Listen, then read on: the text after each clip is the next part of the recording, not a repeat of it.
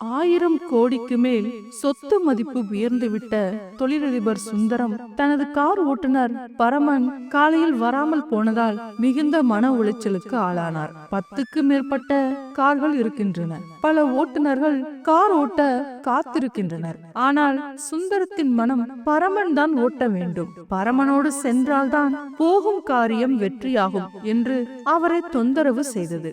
வேறு ஓட்டுநரை அழைத்து செல்ல பிடிவாதமாக மறுத்தது. அதற்கு பல காரணங்கள் இருக்கின்றன.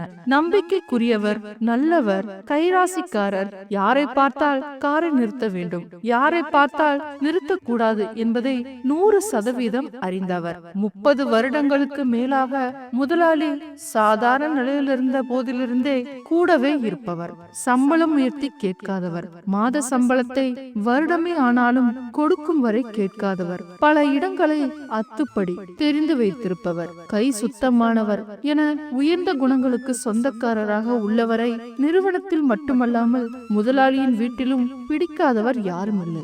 வீட்டு பெண்களை நம்பிக்கையுடன் எங்கு வேண்டுமானாலும் அனுப்பிவிட்டு நிம்மதியாக இருக்கலாம். முதலாளியின் குடும்ப ரகசியங்களை இதுவரை யாரிடமும் சொன்னதாக புகாரும் வந்ததில்லை. கேட்டாலும் சொல்ல மாட்டார். நேரம் சிறிதும் தவறாதவர்.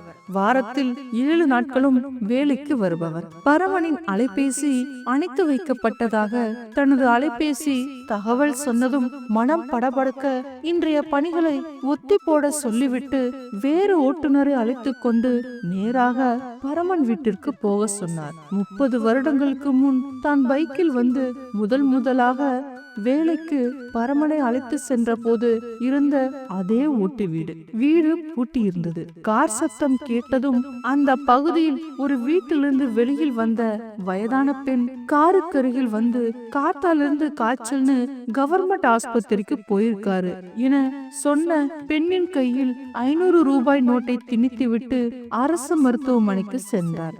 தான் நன்கொடை கொடுத்த பணத்தில் கட்டிய அரசு மருத்துவமனை கட்டிடத்தை திறந்து வைத்த போது இங்கு வந்தவர் தற்போது வந்துள்ளார். அவரது காரை கண்டதும் அங்கிருந்த பலரும் மரியாதையாக வணக்கம் வைத்தனர். வருஷத்துக்கு 10 கோடி பணம் ஊர் நல்லதுக்காக வாரி வழங்குகிற தெய்வம் என ஒருவர் பேசியதை கேட்கையில் மகிழ்ச்சி அடைந்தார்.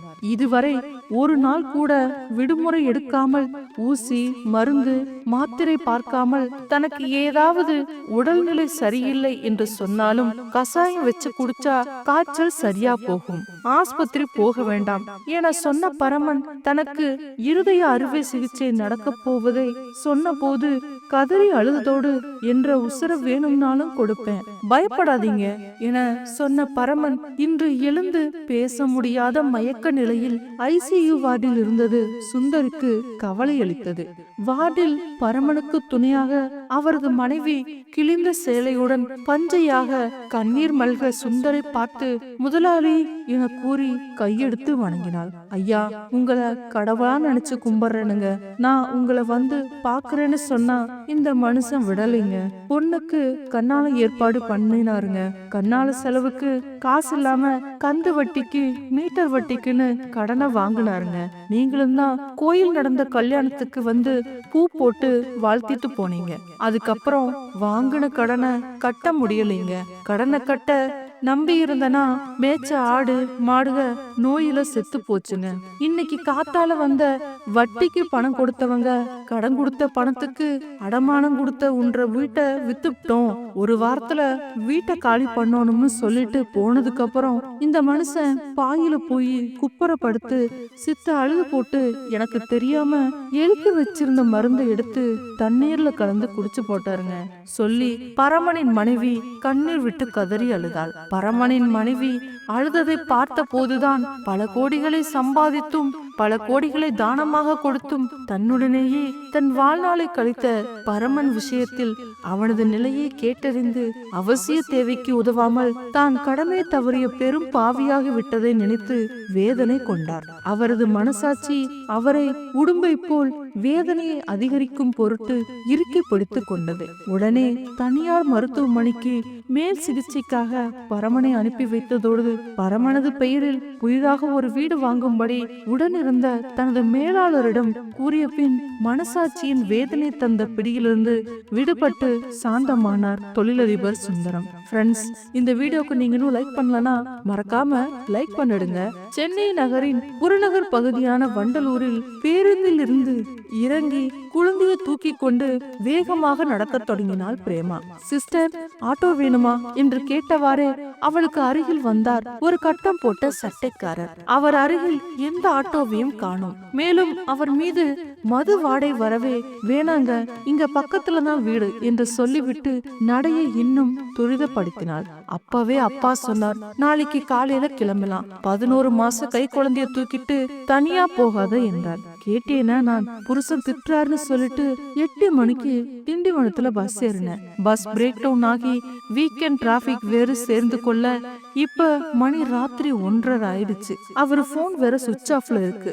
ஒரு வீட்டு சாவி என்கிட்ட இருக்கிறது நல்லதா போச்சு. மழை லேசாக தூறி கொண்டிருந்தது. டர்க்கி டவலால் குழந்தையை மூடி இருந்தாள். பாவம், நல்ல தூக்கம் இவனுக்கு என்று நினைத்து கொண்டாள். ஒரு கையில் குழந்தையையும் இன்னொரு கையில் பெரிய பேக்கையும் தூக்கி கொண்டு நடப்பது சற்று சிரமமாகவே இருந்தது அவளுக்கு. இந்த அம்மா எப்பவுமே இப்படித்தான். என்னமோ சென்னையில இல்லாதது எல்லாம் திண்டிவனத்துல கிடைக்கிற மாதிரி கடை கட்டி அனுப்பிடுறாங்க. இப்ப எல்லாத்தையும் தூக்கிக்கிட்டு நடக்க நான் தானே சிரமப்படுறேன் என்று நினைத்து கொண்டாள். தனியாக குழந்தையுடன் நடந்து போவது சற்று நடுக்கமாக இருந்தது. சுற்றும் முற்றும் வேறு எந்த ஆட்டோவையும் காணோம். ஏதோ சத்தம் கேட்டு திரும்பி பார்த்தாள். யாரோ 2 பேர் சற்று தொலைவில் வந்து கொண்டிருந்தனர். பரவாயில்ல, யாரோ வராங்க, ஆச்சு, இன்னும் 10 நிமிஷம் நடந்தான். நல்ல வேளையா இந்த தெருநாய்ங்க தொந்தரவு இன்னைக்கு இல்ல என்று நினைத்து கொண்டே நடந்தாள். செல்லும் வழியில் பெரிய வீடுகளும் அபார்ட்மெண்ட்டுகளும் இருந்தாலும் அங்கு ஒருவித அசாதாரண அமைதி நிலவியது. தெருவாசிகள் அனைவரும் கார்களை ரோட்டில் தான் நிறுத்தியிருந்தனர். தெருமுனையில் திரும்பும் போது இன்னும் கட்டி முடிக்காத வீட்டிலிருந்து 3 பேர் இவளை நோக்கி வேகமாக வந்தனர். உள்ளுணர்வு உறுத்த சற்றென்று எதிர்ப்புறம் திரும்பி நடந்தாள். எதிர்ப்புறம் 2 பேர் மிகவும் வேகமாக இவளை நோக்கி வந்தனர். அதில் அந்த கட்டம் போட்ட சட்டைக்காரனும் இருந்தான். என்ன இது என்று யோசிப்பதற்குள் இவள் தோளில் இருந்த குழந்தையை வெடுக்கென்று பிடுங்கினான் ஒருவன். துடித்து போன பிரேமா அவைய குரல் எழுப்ப முயற்சிக்க தூங்கிக் கொண்டிருந்த குழந்தையின் கழுத்தை லேசாக இருக்கினான் ஒருவன். இந்தா, சத்தம் போட்ட கழுத்தை நசுக்கி போட்டுட்டு போயிட்டே இருப்போம், சத்தம் போடாம கூட வா, கொஞ்ச நேரத்துல விட்டுறோம் என்றான் கட்டம் போட்ட சட்டைக்காரன். பிரேமாவிற்கு பயத்தில் கண்கள் இருட்டி கொண்டு வந்தது. ஐயோ, அப்பாவின் பேச்சை மீறி வந்தோமே, இப்போது கணவன் உடனிருந்தால் காப்பாற்றுவானே என்று அவள் எண்ணங்கள் அலைப்பாய்ந்தன. தாயுள்ளம் பிள்ளைக்காக பதறியது. பெண்கள் ஒரு விஷயத்தை நன்றாக புரிந்து கொள்ள வேண்டும். பெற்றவர்களுக்கு மட்டுமே அவள் தேவதை, உடன் பிறந்தவர்களுக்கு மட்டுமே அவள் இளவரசி, கட்டிய கணவனுக்கு மட்டுமே அவள் மகாராணி. ஆனால் இரவில் உழவும் ஓநாய்கள் பெண்களை எப்பொழுதும் இரையாக மட்டுமே பார்க்கும். இதனை பல பெண்கள் மறந்து விடுகிறார்கள். அண்ணா, பிளீஸ்னா, விட்டுருங்கண்ணா, அழுது கொண்டே முனகினாள். ஓங்கி கத்த வேண்டும் போல இருந்தது அவளுக்கு. ஆனால் குழந்தையை பற்றிய பயம் அவளுடைய குரலை தானாக அடங்க செய்தது. குழந்தை மூச்சு காற்றுக்கு தடுமாறுவது போல் தெரிந்தது. பேசாம வாடி என்று கையை பிடிக்க வந்தான் கட்டம் போட்ட சட்டைக்காரன். அவனை உந்தி தள்ளியவள் கையில் இருந்த பையை அவனை நோக்கி கோபமாக இருந்தாள். பாரா, மாமா கிட்டேயே வேலையை காட்டுறியா என்று லாவகமாக விலகியது அந்த மனித மிருகம். கடவுளே, இரவென்றாலே இந்த மிருகங்களின் நடமாட்டம் தானா?